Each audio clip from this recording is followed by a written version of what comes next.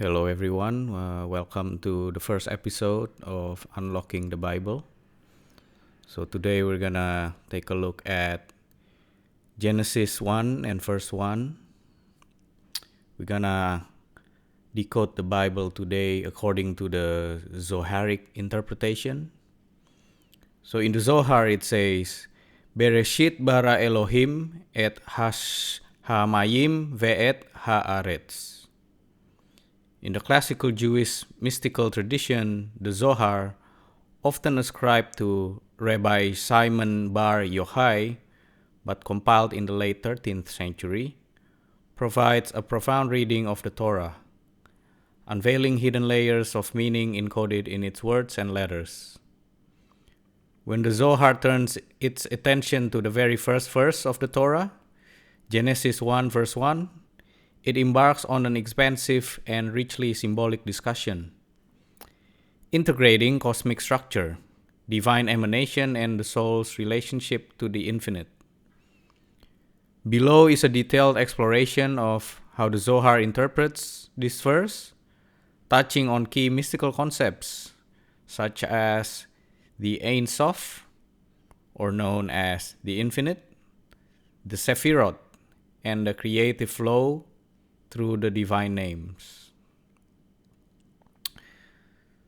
So, before discussing the verse itself, the Zohar emphasizes that creation emerges from a hidden, transcendent source, the Ein Sof, literally meaning without end. This boundless reality precedes and transcends all that exists.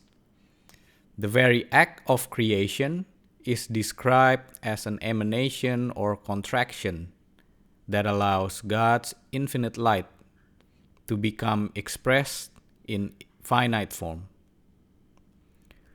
So the Zohar frequently remarks that the Torah's text begins with the letter Bet, the second letter of the Hebrew alphabet, rather than Aleph, the first. This is not accidental. It indicates that the true beginning, the infinite, is beyond the realm of letters and beyond all comprehension. Aleph remains hidden, a silent letter that does not appear as the first letter of the text, symbolizing the unknowable essence of the divine. By contrast, the letter Bet, which is shaped like a house, open on one side and closed on three, indicates a contained realm with an opening, the channel through which God's infinite light can flow into the finite sphere of creation. The Zohar interprets this as both a hint to the starting point of creation and a reminder that something utterly ineffable precedes it. So on the second, we have Bereshit, the mystery of the beginning. The first word, Bereshit, typically rendered in the beginning, is dissected extensively in the Zohar. It is sometimes read as two words, Bet Reshit, which can mean with the beginning or by means of Reshit. The term Reshit is a name for Chokmah, wisdom, one of the higher Sephirot, and is often called the beginning of conscious existence. Chokmah as beginning. In the Zoharic framework, Chokmah, wisdom, is the first flash of divine consciousness that emerges from Keter, the crown. Whereas Keter remains supremely hidden, Chokmah is the initial point from which all further emanations, Bina, the lower Sephirot, etc., become differentiated.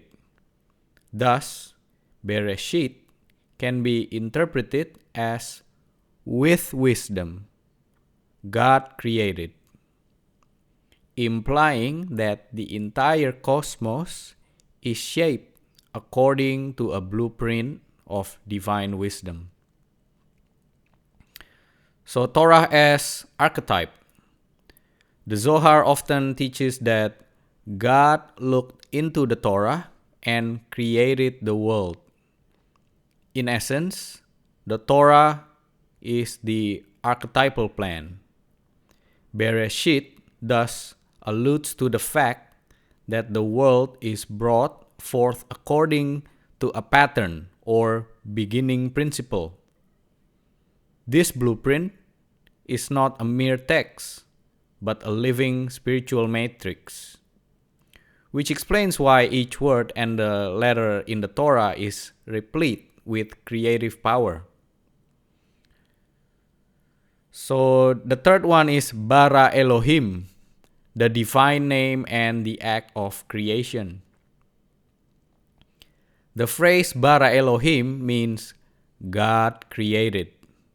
However, the Zohar pays close attention to the specific divine name used here, Elohim. This name is associated with din, judgment, or gevura, might, the aspect of divine power that establishes boundaries and definitions.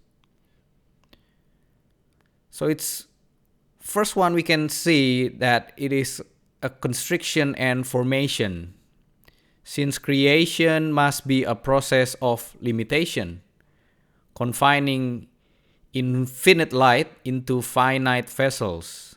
The name Elohim is invoked. Without the principle of construction or boundary, personified by Elohim, there could be no distinct reality.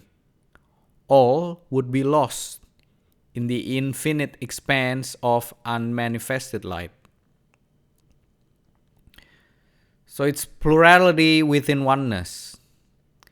Elohim is also notable for its grammatical form, which can suggest multiplicity.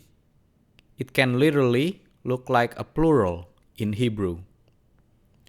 Mystically, the Zohar sees in this a hint that the divine, while absolutely one in essence, manifests through multiple attributes or sephirot. Elohim denotes the ability of the infinite to assume a variety of modalities, judgment, kindness, mercy, and so on, while remaining one. We can also look at this as balancing powers. The Zohar frequently emphasizes that creation arises from the balance between two primary forces: the expansive force of Chesed, which means kindness in English, and the constraining force of Gevura, in English translated to might or judgment. At this primordial stage, Elohim, the power to limit, is the force that makes creation possible, drawing boundaries and definitions out of the cosmic potential. And then we're gonna go to the fourth, which says et hashamayim ve'et haaretz, heaven and earth as spiritual and physical realms. Heaven and earth in Genesis 1 verse 1 are not merely the sky and the ground in the Zohar's view.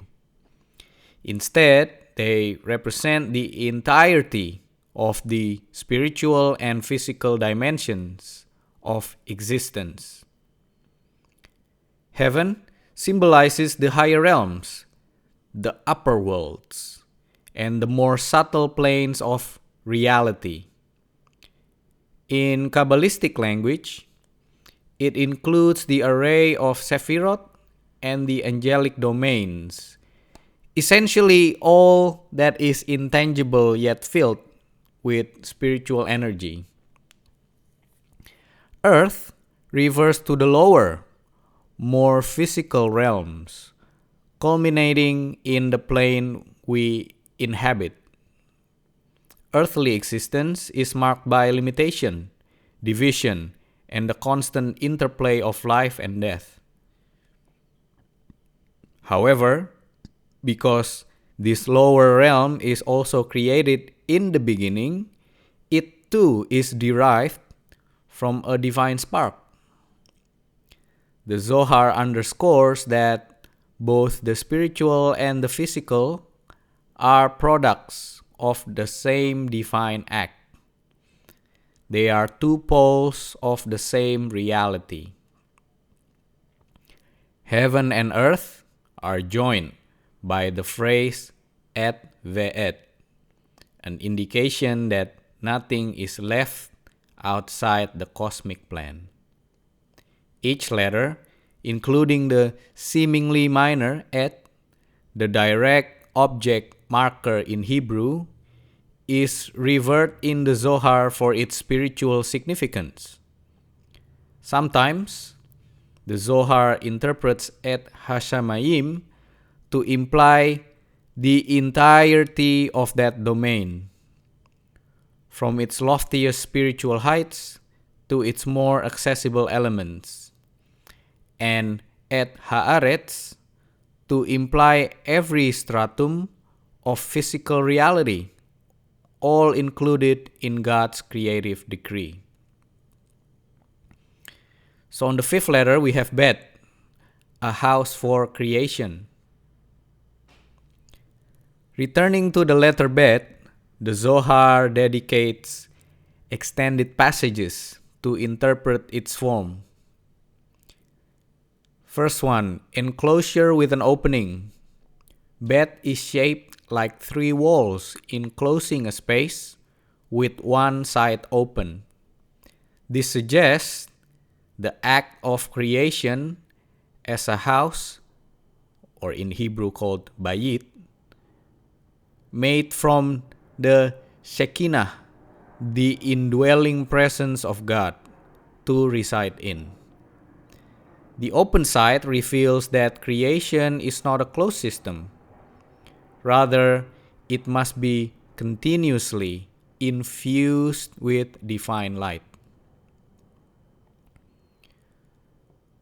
So on the second interpretation, it's a cosmic orientation.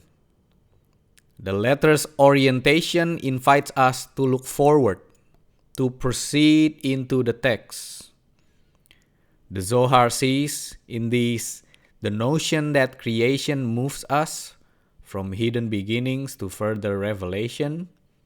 We cannot see behind us, the closed side, symbolizing that what comes before Bereshit, or the essence of Ein Sof, remains utterly concealed. We can only progress forward into the process of creative unfolding. On the third one, we have interpretation as dual universe. The letter Bet also alludes to dualities, upper and lower, spiritual and physical, which appear immediately in heaven and earth. Creation is characterized by pairs, intangible soul and tangible body, hidden essence and revealed form. All of these exist within the structure of Bet, the cosmic house in which God's emanation dwells. So, multiple layers of interpretation. One hallmark of the Zohar is its multi-layered style, where verses yield numerous interpretations simultaneously. For Genesis 1 verse 1, the Zohar can treat Bereshit as a reference to Chokmah, as already mentioned, the primordial blueprint of creation. The Torah, God's architectural plan for the universe. The Shekinah, the feminine aspect of the divine, which is bound up with the act of creation and the emergence of the worlds. Similarly, bara, or English translation is created, can be read as a statement of divine creativity, bridging infinite potential and finite manifestation. A reflection of separation. The Hebrew root can imply to cut out or to set apart, indicating how the One began to differentiate the many realms. And Elohim is examined not merely as a name, but as a symbol of divine justice, a lens through which cosmic multiplicity arises, a pointer to the hidden unity behind apparent diversity. The flow through the Sephirot. The Zohar teaches that divine light flows through the 10 Sephirot. If you're familiar with it, the 10 Sephirots are Keter, Chokmah, Bina, Chesed, Gevurah, Tiferet, Netzach, Hod, Yesod, and Malkuth. This system acts like a prism, taking the white light of the Ein Sof and refracting it into distinct qualities. The Keter remains beyond our grasp, the concealed crown. Chokmah, translated in English into wisdom, is the initial spark of consciousness, often identified with the word Reshit.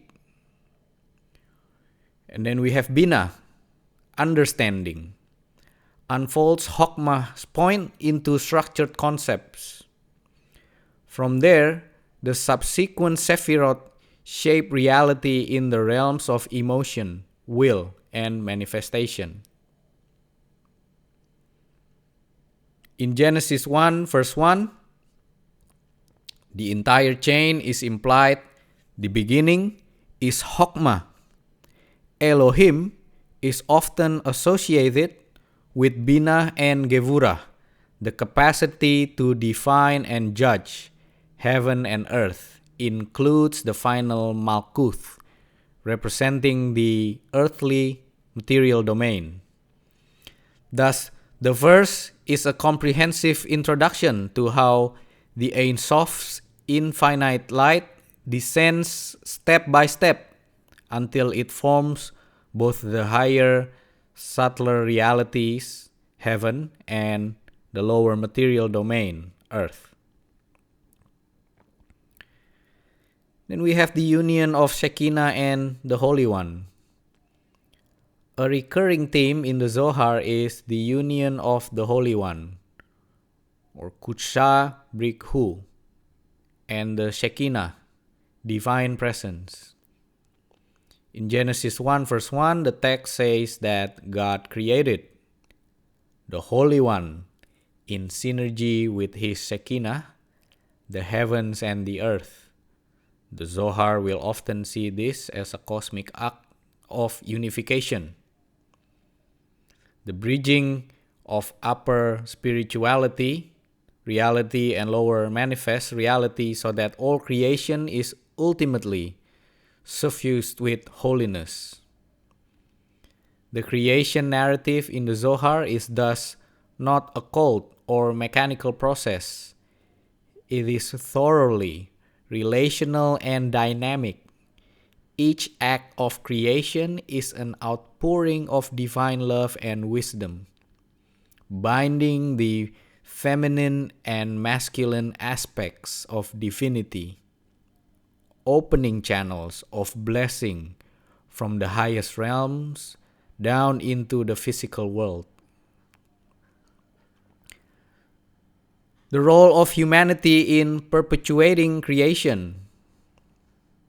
Although not explicitly stated in Genesis 1 verse 1, the Zohar often foreshadows humanity's pivotal role In the cosmic plan, humanity is tasked with completing creation by bringing consciousness, morality, and spiritual awareness into the world. Elevating the sparks. In Kabbalistic language, the world contains scattered sparks of holiness. It is humanity's mission to recognize, refine, and elevate these sparks. This is implied from the outset. The "in the beginning" calls forth the impetus for spiritual cultivation. Partnering with the divine. The Zohar underscores that God desires to dwell in the lower worlds, that the Shekinah might rest fully within physical reality. This can only happen when human beings act ethically and spiritually, aligning their free will with the divine intention. Thus, the entire drama of creation is set in motion by Genesis 1 verse 1. But the ultimate fulfillment of that design is entrusted to human cooperation. So now we're going to summarize and contemplative dimensions.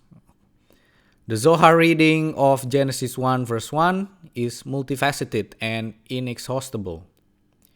Each word, each letter, carries layer upon layer of hidden meaning.